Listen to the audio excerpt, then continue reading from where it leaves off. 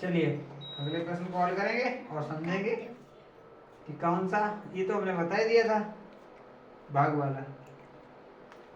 100 तथा 300 के मध्य कितनी संख्याएं 7 से विभाजित होंगी? क्या कह रहा है? 100 तथा 300 के मध्य कितनी संख्याएं 7 से विभाजित होंगी? 100 तथा 300 के बीच 300 के बीच 7 से कितनी संख्या विभाजित होंगी? 7 से कितनी संख्याएं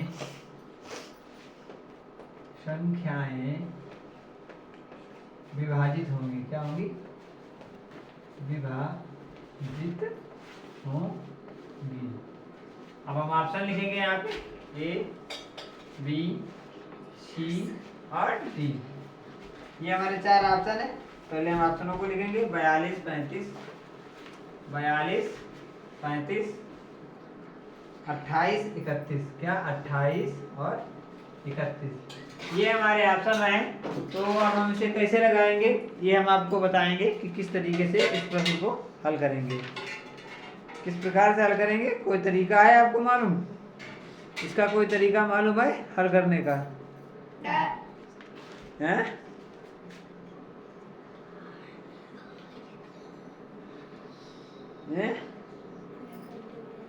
नहीं मालूम है। देखिए इसका जो फार्मूला होता है पहले हम वो लगाएंगे तो समझ में आएगा किस प्रकार से। देखो इधर देखो, सभी बच्चे इधर देखेंगे ध्यान से बोर्ड की तरफ, इधर उधर नहीं भटकेंगे। 100 से 300 के मध्य कुल संख्या। देखो बेटा 100 से 300 के बीच में कुल संख्याएं कितनी हैं? तो पहले में ये निकालना होगा। तो क्या लिखना है? 100 से 300 के मध्य कुल संख्याएं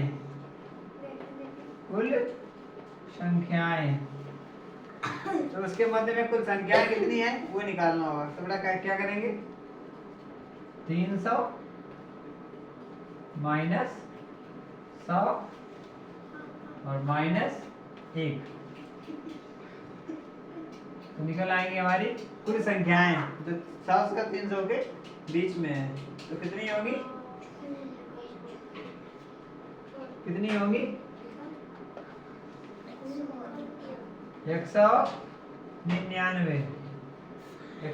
होगी। तो 199 क्या है? तो अब हमें क्या करना है? ये कुल संख्याएं हमारी कितनी है? 199। इधर देखिए कुल संख्या कितनी है? 199। और तो इसके बीच में जो 199 संख्या है उससे कितनी 7 से कितनी विभाज्य होगी? तो 7 से इसे हम काट देंगे, जो आंसर आएगा उसे हम लिख लेंगे। 7 दूनी 14। कितना आया? 1। 14 के बाद 5 बचेंगे तो 59 होंगे।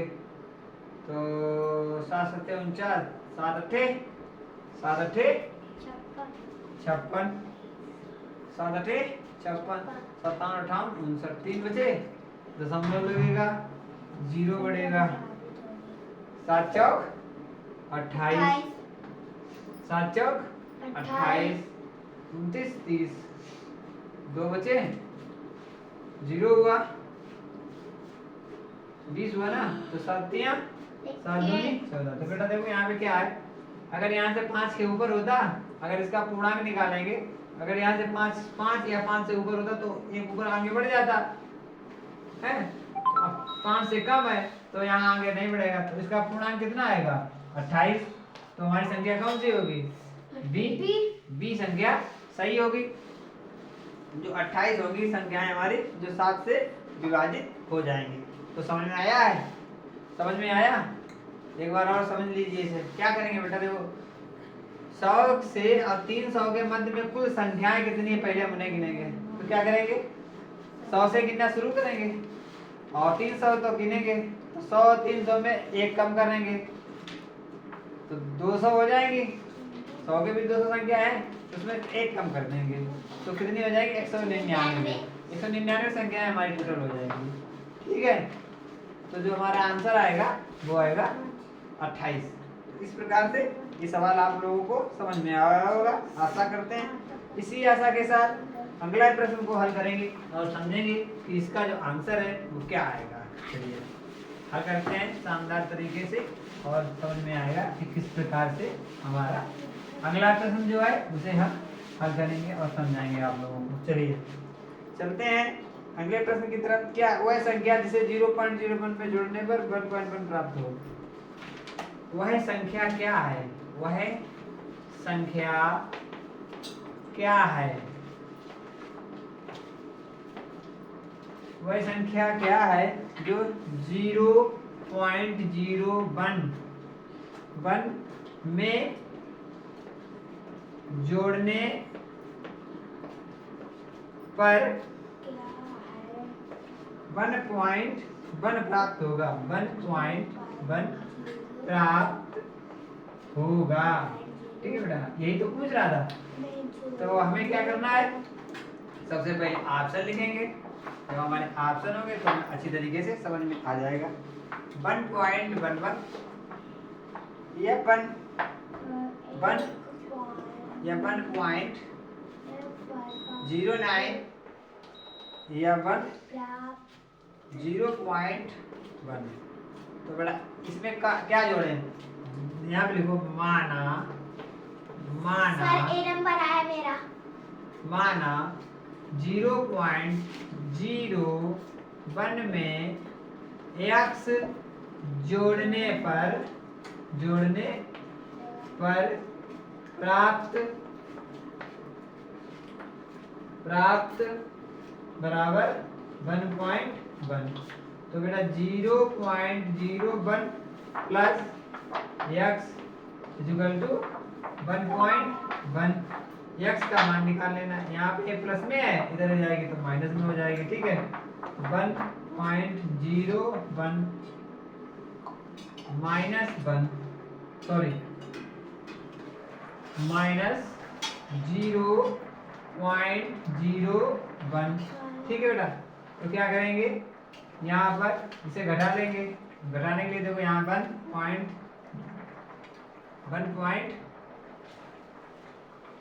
यहाँ पे 1.10 नहीं है। ठीक है, 1.1 और यहाँ पे 0.01। अब हमारा जो आएगा तो 1 आएगा 1.11 x का मान होगा। जो हमारा ए ऑप्शन है वो सही ऑप्शन होगा। इस वाले ऑप्शन को अपनी मार्कशीट में पूर्ण रूप से काला करेंगे। आप लोगों को हमने समझा के रखा है, मार्कशीट में पूर्ण रूप से काला करेंगे। तो वहां पर राइट का निशान नहीं लगाना है, गुणे का निशान नहीं लगाना है या अन्य कोई गतिविधि नहीं करनी है, सिर्फ पूरा भरना है। ये ध्यान में रखते हुए बहुत जरूरी होगा। अगला देखेंगे, एक कोण का मान 180 अंश से अधिक किंतु 360 अंश से कम है तो वह कोण है। तो साधारण है, बताओ। एक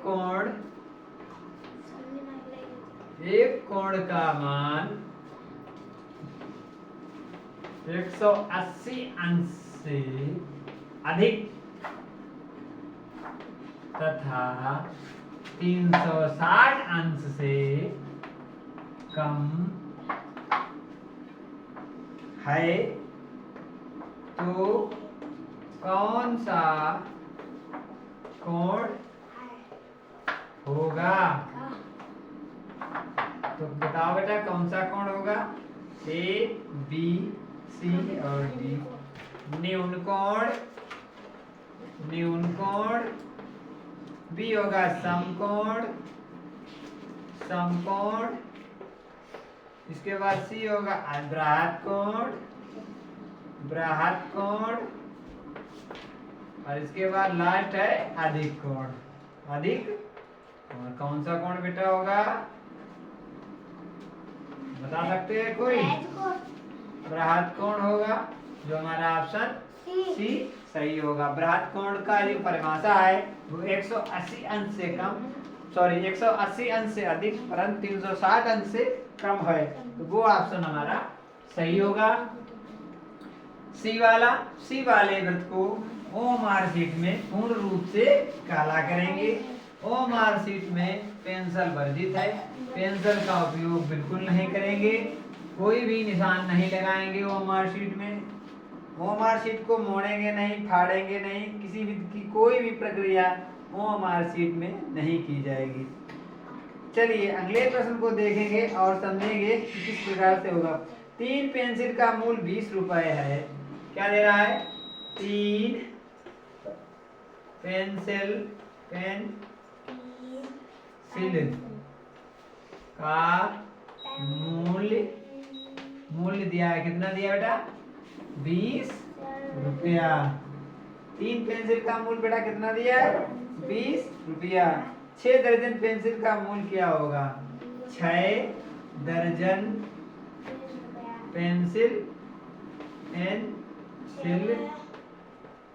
का मूल्य बराबर क्वेश्चन मार्क। ऑप्शन लिखेंगे और सभी बच्चे इसे हल करेंगे। 1 मिनट का समय है, 1 मिनट में इसे हल करेंगे, फिर हम आपको बताएंगे किस प्रकार से ये प्रश्न हल होगा। तब तक हम इसके आंसर लिख देते हैं। 48, 40,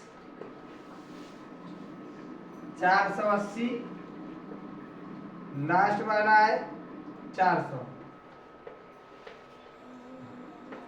रुपए का निशान आगे लगाएंगे। अब हमें आप लोग बताएंगे कौन सा ऑप्शन इसका सही होगा। तो सबसे पहले क्या है? 3 पेंसिल का मूल्य बेटा यहाँ पे दिया गया है और 6 दर्जन पेंसिल का मूल्य पूछा गया है। तो पहले क्या करेंगे? एक पेंसिल का मूल्य निकाल लेंगे। तो लिखेंगे 3 पेंसिल का मूल्य बराबर 20 रुपए। तो एक 480 पेंसिल का मूल्य कितना होगा? 20/3। ठीक है बेटा? 20/3 तो निकाल लेंगे। 2 एकड़ 3 सत्ते 21, 18, 2 बचे, दशमलव लगाया 0 हुआ, 18, 18, 2 अंक तक निकालेंगे। तो एक पेंसिल का मूल्य 6 रुपया 66 पैसा आया। तो 6 दर्जन पेंसिल का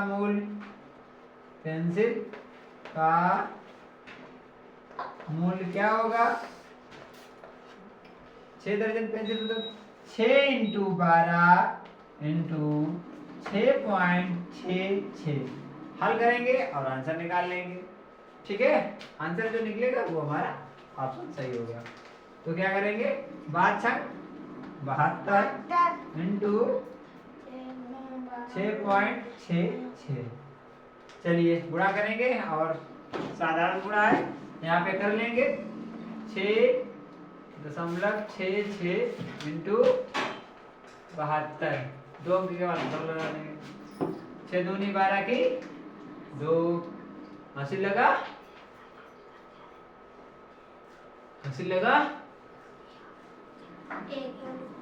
1, 6 दूनी 12 1, 13, हंसी लगा 1, 6 दूनी 12 1, 13, 7 छंग 42, 7 छंग 42, 7 छंग 42 और 1 42, 43, 44, 45, 46 की 6, 7 छंग 42, 7 छंग 42 और 6, 42 और 4 42, 4 46 हो जाएंगे। 7 छंग 42, 2 हासिल 4, 7 छंग 42, 6 46, 4, 7 छंग 42, 6 46। कितना आएगा? 2, 5, 6, 3, 9, 6, 7 और 4, 0.2 अंक के बाद कितना आया? 479। यहाँ एक जाना है तो यहाँ पे 1 बढ़ा देंगे तो कितना आ जाएगा 480। ऑप्शन हमारा सही होगा सी। सी वाले वृत्त को हम पूर्ण रूप से काला करेंगे। तुम्हारा कौन सा आया? 480 आया। चलिए ठीक, तो ये वाला सवाल इस तरीके से हल करेंगे तो समझ में आ गया होगा। इसी आशा के साथ अगले प्रश्न को हल करेंगे और समझेंगे कि किस प्रकार से ये हमारा सवाल लगाया जाता है। चलिए अभी बच्चे को ध्यान में रखते हुए इस सवाल को हमने हल किया। आशा करते हैं ये वाला सवाल आपको जरूर समझ में आया होगा। चलिए अब आए 9 1 8 9 1 8 5 4 0 का लाख में निकटतम मान है। का लाख में निकटतम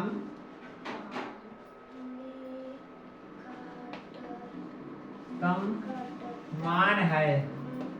मान है तो बेटा मान ज्ञात करना है निकटतम लाख में। ऑप्शन लिखेंगे और समझेंगे कौन सा ऑप्शन हमारा सही होगा। इकाई, दहाई, सैकड़ा, हजार, 10,000, लाख। 9 लाख है तो 9 लाख में कौन सा मान हमारा होगा तो बता सकते हैं हमें आपको। 1 2 3 इकाई, दहाई, सैकड़ा, हजार, 10,000, लाख। 9 लाख 8 लाख 9 लाख 8 लाख 92,000 9 लाख 20,000 9 लाख 20,000 9 लाख 18,000। तो कौन सा ऑप्शन सही होगा आप लोग बताएंगे हमें ध्यान से। देखो बेटा जब लाख में होता है तो हम हजार में देखेंगे। यहाँ पे 1 है, अगर यहाँ पे 5 के ऊपर होता तो ये हो जाता। यहाँ पे 9 है तो 9 होगा। ये कम है, ये 1 अगर ये होता यहाँ पे 7 होता 6 होता तो ये हमारा 1 लाख हो जाता। 1 लाख यहाँ पे दिया भी नहीं है तो ये हमारा 9 लाख। 9 लाख हमारा निकटतम मान होगा तो ए ऑप्शन हमारा सही होगा। आशा करते हैं ये वीडियो आपको अच्छा लगेगा। इसी आशा के साथ यदि हमारा ये वीडियो अच्छा लगे तो लाइक करें, शेयर करें और हमारे साथ जुड़े रहें। लाइव सेशन में भी हमारे साथ जुड़ सकते हैं। शाम को 6:30 बजे से 8:30 बजे तक आप हमारे साथ लाइव सेशन में जुड़ सकते हैं और शाम को सुबह 6 से 7 के बीच में हमारे साथ लाइव जुड़ सकते हैं। वहाँ पे हम आपको भाषा परीक्षण की तैयारी कराते हैं। इसी के साथ आपसे विदा लेते हैं। जय हिंद, जय भारत।